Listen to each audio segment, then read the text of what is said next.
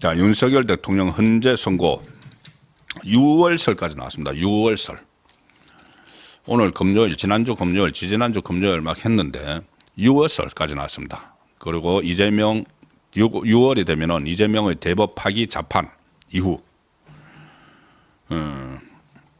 지금 여러 언론들이 이 현재 내부 상황을 보도를 하고 있는데 대체로 5대 3설 제가 계속 말씀드린 5대 3설 이것은 맞는 것 같습니다.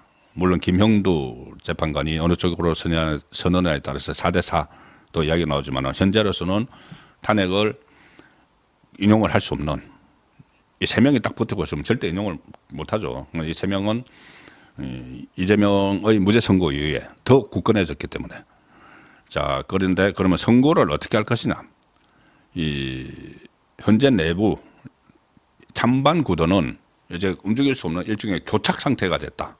5대 3은 교착 상태가 됐다. 김영두 변수를 제외를 일단 하면 5대 3.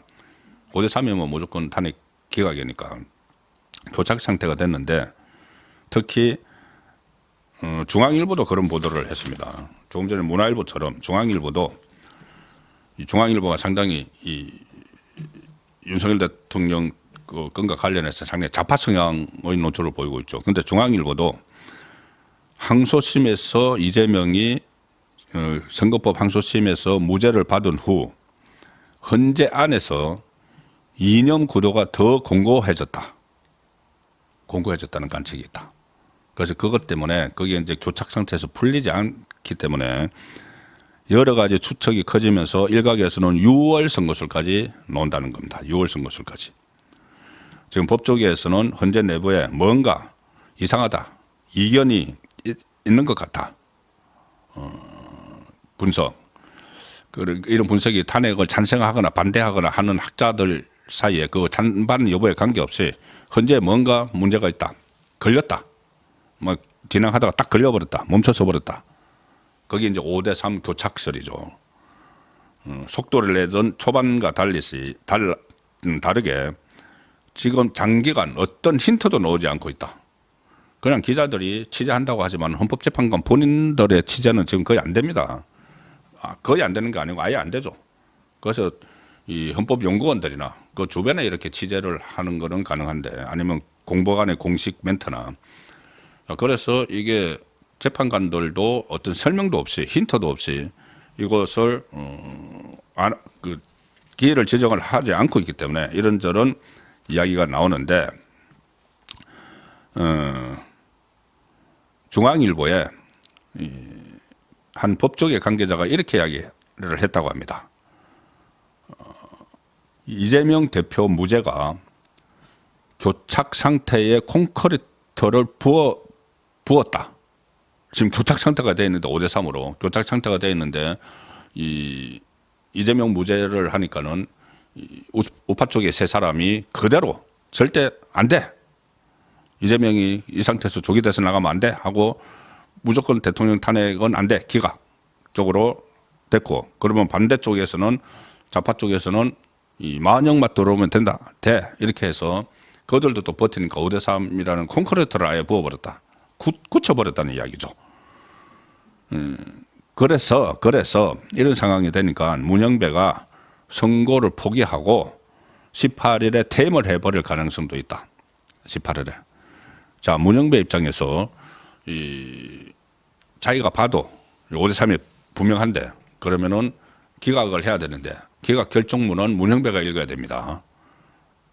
그때 이 현재 소장 권한대행 박근혜 전 대통령 때 그 결정문 파면 결정문을 이정미가 읽었죠. 현재 소장 권한대행 무슨 뭐 피청구인 대통령 박근혜를 파면한다 이런 식으로 읽었지 않습니까? 그걸 이번에는 문영배가 읽어야 됩니다. 그런데 문영배가 자기 좌파 중에 좌파라고 하는 자기 스스로 우리법연구원에서 제일 왼쪽에 있다고 했죠. 그 문영배가 선고문을 자기가 기각문을 읽어야 되는 거죠. 그러면은 엄청난 비난을 받겠죠. 문영배가. 이미선도 마찬가지고. 그래서 아예 18일 날 4월 18일 날 결론 안 내리고 퇴임해버릴 수 있다. 그런데 서정호 서종국 변호사가 법대로해서 한번 도망설을 한번 이야기한 적이 있죠. 좀 이상하다. 이 현재 내부 분위기를 보니까 문형배하고 이미선이 결론을 안 내리고 4월 18일 되면 도망가 버릴 수 있다는 이야기를 했는데 지금 그 이야기가 다시 나오는 겁니다.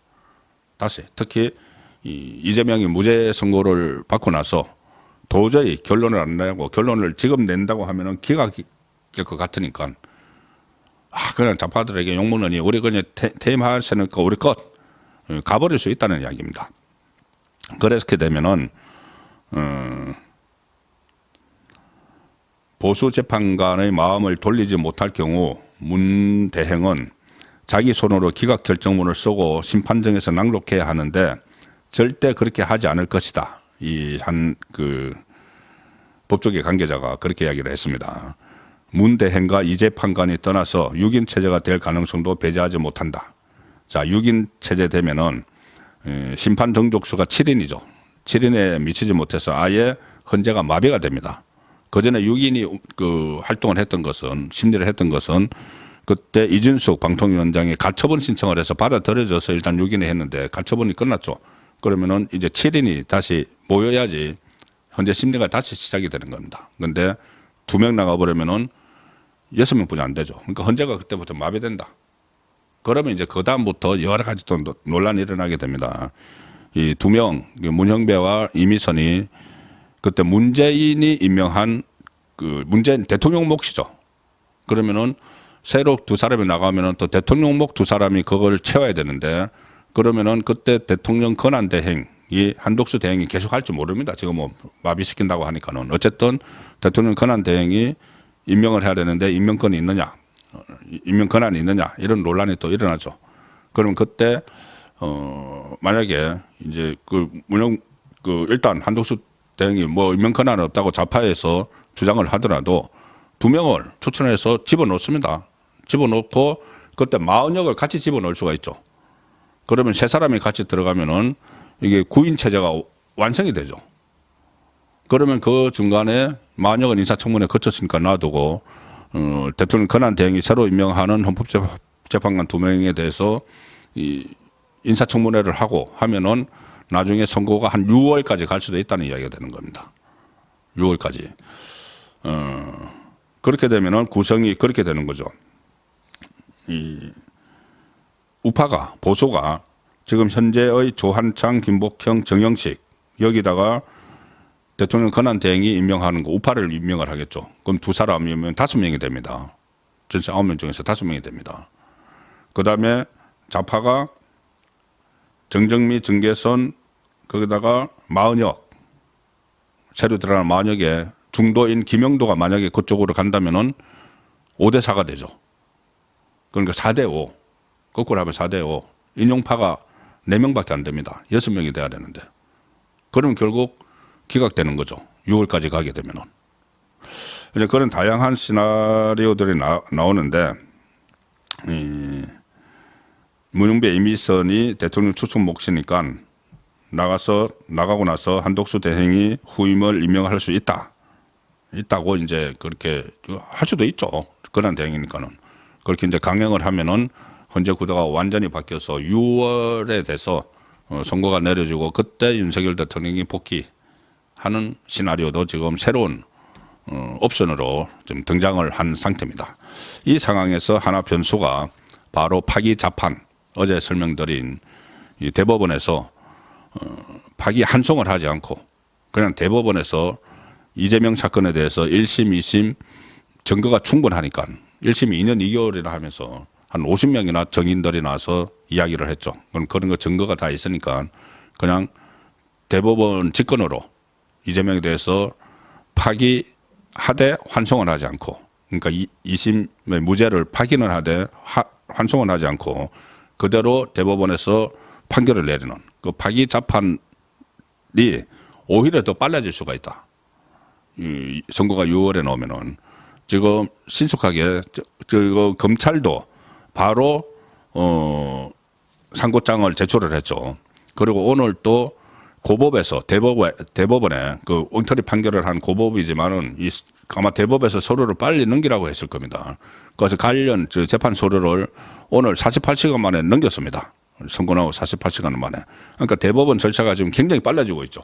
굉장히 빨라지면은 이것을 조희대 대법관의 의지를 가지고 전원 합의체 바로 직회부를 하고 그리고 거기서 파기 자판을 결정을 하면은 이것이 이재명에 대한 선고가 다시 이 윤석열 대통령 헌재 선고보다 더 빨라질 수가 있다는 시나리오도 지금 새로 나오고 있습니다. 오늘 그동안은 이 파기 자판에 대해서 이 서종욱 변호사하고 주진우 국민의힘 법률위원장이 적극적으로 제기를 해왔는데 지금 판사 출신 이 국회의원들, 국민의힘 국회의원들이 파기 자판을 해야 된다고 일제히 강조를 하고 나섰습니다. 뭐 나경원 의원도 그렇고 뭐 김기현 의원이 판사 출신들, 장동혁 의원 이 판사 출신들도 파기 자판 이야기를 하고 있기 때문에 이것이 또 현실화돼서 이재명은 전혀 다른 방법으로 단죄를 받는 그런 상황도 지금 예상을 할 수가 있습니다. 예, 그래서 오늘은 이재명 무죄 역습해서 이재명이 황당한 판결로 만약에 조기 대선이 열리면 출마를 할 수 있게 됐기 때문에 그럼 그 막는 방법은 뭐냐? 조기 대선이 없애야 된다. 그런데 그 여론이 확산이 되고 있다. 윤석열 대통령 기각 여론이 58%에서 한 달 사이에 83% 보수층을 중심으로 자 그러면은 그 여론에 바탕을 해서 이 3명의 보수파 재판관이